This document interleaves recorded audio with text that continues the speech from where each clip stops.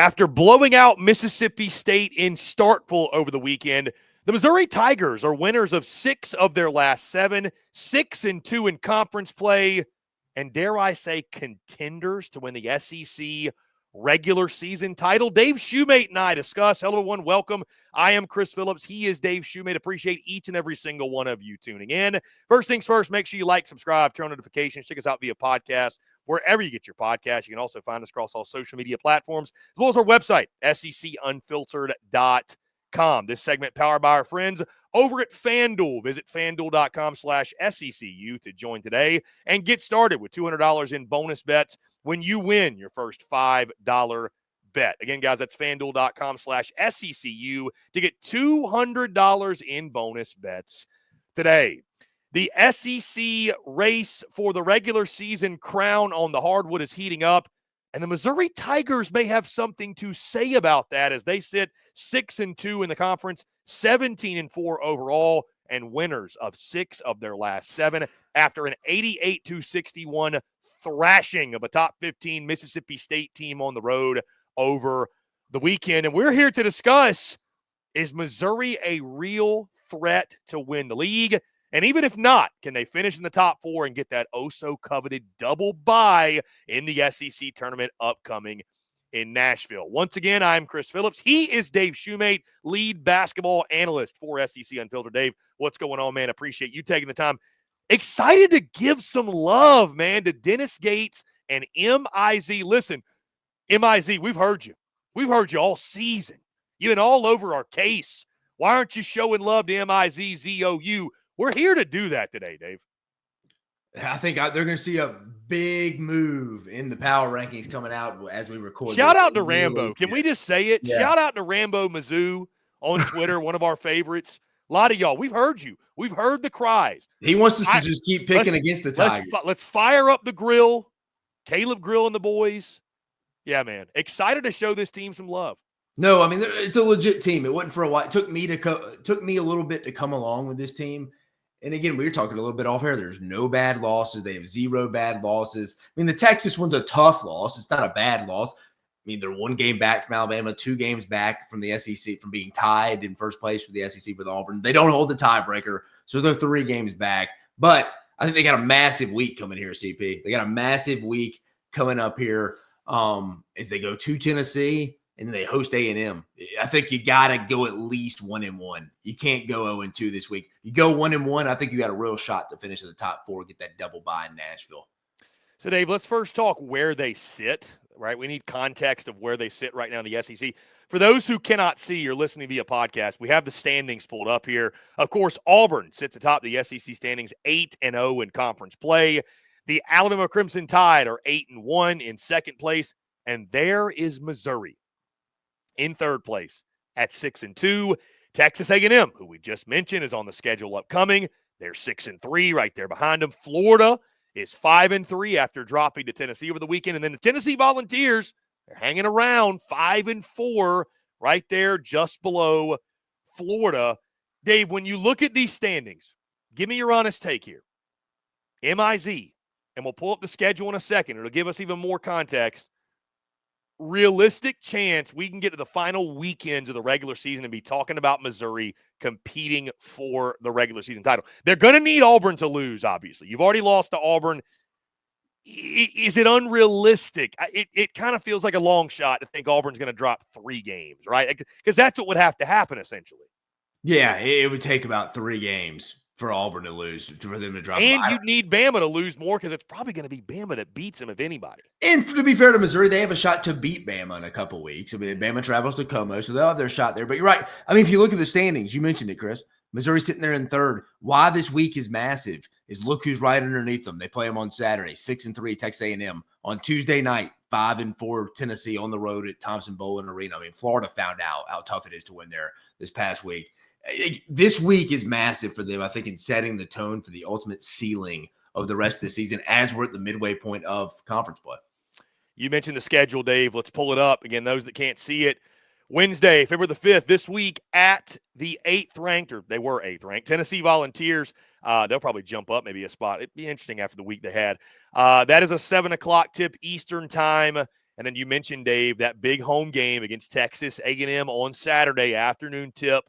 They're in Como. The rest of the schedule, you'll get Oklahoma in the midweek next week. You go to Georgia the weekend of the 15th. That's the same weekend that Alabama and Auburn will square off in Tuscaloosa. You then get the Crimson Tide coming off the Auburn game. That's kind of an interesting good spot Dave. at home. It's a good spot to catch them. That's an interesting spot to catch Alabama at home. Physical game. They'll probably be banged up. You go to Arkansas. That game is all of a sudden really interesting. The Hogs can get it rolling. You should beat South Carolina at home. You should. You go to Vandy. Memorial's anything but a given. At Oklahoma, interesting game. And then you close out the season against the Kentucky Wildcats at home. So, to your point, the fact you don't get another crack at Auburn, I think makes it difficult. But the point being here, Dave, and I agree with you, massive week upcoming. When you think about the standings, you think about the top four. You want the double bye in Nashville. And Mizzou's a tournament team. Let's get that out of the way. They're going to make – this isn't really about – you're just playing for seeding now. Yeah, they're a lot. They're playing for seeding now. But we're more so talking about the race for the SEC regular season title. And, again, if you're going to have a chance to win the SEC tournament, you feel like you kind of have to get one of those top four seeds, right? I mean, that feels so pivotal at this point. So this week at Tennessee, A&M at home – absolutely massive. I mean, you got to go 1-1, right? I mean, you have to. No, yeah, and especially how the tournament shaped up this year. I mean, me and you were talking about it on the ride back to Atlanta from Tuscaloosa, the Alabama-Georgia game we were at. It's 4 games now on that sad Wednesday. Single elimination. Single elimination. Now, I mean, it's always been a single, but it's that first day. It used to just be 2 teams. Now we've added Oklahoma and Texas. It's those extra games you got to play now. You're right. It's like Jay Billis said, it's going to be harder to win the SEC tournament this year than it is to win the national championship when you factor in the quality of competition for every team 3 days in a row, even the double buys, Friday, Saturday, and Sunday. It's just a lot. It's a lot against that quality of competition. Dave, I want to switch gears a little bit. How surprised have you been what you've seen from this Mizzou team and what has stood out to you most? I mean, when I turn them on, it's the Bates and Grill show. And I mentioned this over the weekend when they beat Mississippi State by, 25, 26, whatever it was. Caleb Grill's going to be one of those guys that I think Dave's going to be must-see TV in the NCAA tournament. Like, I could see him catching fire, and they win 2-3 games in a row, and it's like those are his legacy games, right? So, realistically, like, I don't think Mizzou is a national title contender, but they could be one of those teams that gets hot, make some noise. Again, I look and I see Bates and Grill. What do you see from this team that's really stood out and why they're having this success? This is certainly a second weekend team. We could definitely see this team in a regional final, the Sweet 16, definitely Elite 8. I'm with you. I'm not ready to go Final Four yet. And again, we don't know matchups, so I hate kind of even projecting that. But just for conversation's sake, I mean, what they do, they're a gritty team that force a lot of turnovers. They get to the free throw line. They shoot relatively well from field goal percentage. They do a really good job from the field. I mean, at times, they could probably be a little bit better of a rebounding team defensively. That would be kind of their downfall if I was going to come up with something that could get them beat in the tournament. And maybe some second chance buckets in the tournament when you're not playing that well offensively. Yeah, maybe that comes back to bite you in one game.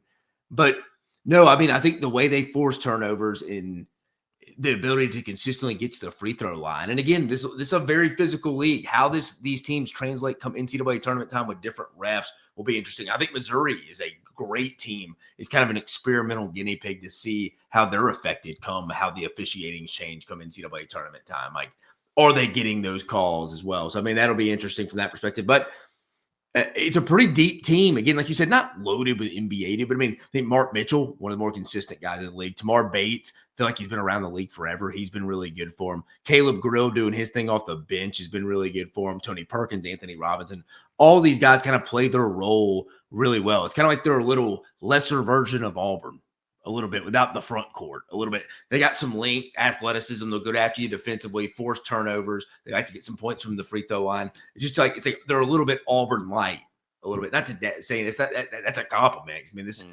is an historical Auburn team. I mean, if anybody wants to be a little bit like Auburn, a lot of teams in the country would take that. And then you think about, too, Dave, I think the perspective of, and I want to ask you this, I mean, and there's going to be some, I think, low-hanging fruit. You know, if Auburn were to go undefeated in conference play or Bama wins the league. I understand that. But, Dave, Dennis Gates, SEC Coach of the Year? I mean, this team went 0-18 in conference play last year. Think about this, CP. If this team finishes in the top 4 of the league, let's say that. What 3 years are we talking about with Dennis Gates here? You had his team, 3 years ago? What were they? A 3 seed, 2-3 seed off the top of my head? They lost to Princeton. Remember? That's who they lost to. Yeah. They got upset in the NCAA tournament. They were a 2 or 3 seed that year. They were really finished top 4 of the SEC that year with my guy Kobe and them. And but then last year they went winless. And then this year it's like they're back in the top 4. It's just, and I think Dennis Gates is a hell of a coach, dude. I love how he keeps his composure on the sideline. He doesn't really flinch. And his team, it kind of translates onto the floor with the way his team plays. So, I mean, they're exciting brand to watch this year. The way they got after Mississippi State, and it was perfect timing to get Mississippi State. Let's call that. But let's also give Missouri credit for going to take advantage of that and hit Mississippi State in the mouth right out of the gate. Yeah, what'd you say? Alabama beat Mississippi State twice. No, it was Mizzou that beat Mississippi State. Yeah, me and you were watching Saturday. that live. Me and you were watching that live across the street from Coleman Coliseum. I was like, man, Mississippi State let Alabama beat them twice. I even had my Mississippi State buddies texting me. They're like, dude, we let Alabama beat us twice. Yeah, I love Dennis Gates for Coach of the Year. I mean, I think what he's done, the turnaround, like you mentioned, it's been a wacky. I mean, it's weird to think about. There's been an 0-18 in conference play. CP, what if Bruce Pearl goes 18-0? You got to give it to him. He will get it, and that's the thing. And I understand that. Yeah, you go undefeated in conference play. It's in this league, as difficult as this league is this year. I get that, but man, the job Dennis Gates has done has been absolutely incredible. So, guys, I mean, what do you think? You agree with us? You disagree in regards to how do you see Mizzou? Can this team win the SEC regular season title? And even if they can't, how about a top 4 finish and a double bye in Nashville in the SEC tournament? Guys, that's going to do it all for us. Before we get out of here, though, I want to tell you about our friends over at FanDuel because, of course, they power us, SEC Unfiltered. And Super Bowl 59 is just around the corner. 1 team, 2 games, endless possibilities, and there's no better way to make every play more exciting than with FanDuel Sportsbook. Whether you're predicting the first touchdown, who will take home the MVP trophy, or the coin toss, FanDuel makes it easy to place your bets and feel the thrill of every moment. With live betting all game long, you can jump into the action, adjust your bets, and ride the wave of excitement from kickoff to the final whistle. Plus, to make the Super Bowl even sweeter, new customers can score $200 when you make your first bet. Just place a $5 bet, and if you win, you'll get $200 in bonus bets. Download the app or head to FanDuel.com/SECU and bet with FanDuel, official partner of Super Bowl 59. Must be 21 and up and present in select states. For Kansas, an affiliation with Kansas Star Casino, or 18 and up and present in D.C. First online real money wager only, $5 first deposit required. Bonus issued as non-withdrawable bonus bets, which expire 7 days after receipt. Restrictions apply. See terms at sportsbook.fanduel.com. Gambling problem? Call 1-800-GAMBLER or visit fanduel.com/RG. Call 1-888-789-7777 or visit ccpg.org/chat in Connecticut or visit mdgamblinghelp.org in Maryland. Hope is here. Visit gamblinghelplinema.org or call 800-327-5050 for 24/7 support in Massachusetts, or call 1-877-78-HOPE-NY or text HOPE-NY in New York. Again, Mizzou, let us know your thoughts. How do you feel about the Missouri Tigers going throughout the rest of the season? Can they win the league? And again, can they get that elusive double bye in the SEC tournament? He is Dave Shumate. I am Chris Phillips. Again, guys, make sure you like, subscribe, turn on notifications. Check us out via podcast, where you get your podcast. You can also find us across all social media platforms, as well as our website, secunfiltered.com. For lead SECU basketball analyst Dave Shumate, I'm Chris Phillips. Appreciate each and every single one of you tuning in, and we will catch you on the other side.